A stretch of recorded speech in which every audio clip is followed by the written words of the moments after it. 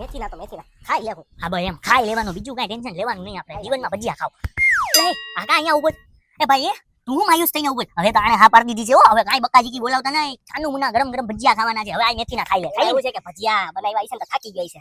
હા થાકી તો હું ગયો અને ભજીયા બની પણ ગયા હા છે. તો પણ તમારી બેની મુંડી ફેરવીને થોડું ઝાડો પાસે જો બે.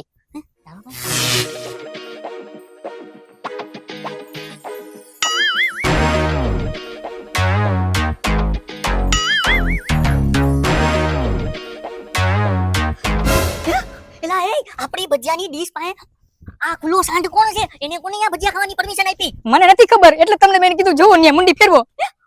હાલ તો એની પાસે હાલ. હાલ એ ભાઈ ઓય કોણ છો તું? એ ભાઈ શાંતિ રાખો. જોતો તો ખૂબસૂરતી નિહાળતો તો. અરે હું ખૂબસૂરતી એ બુલડોઝર ઉભો થા.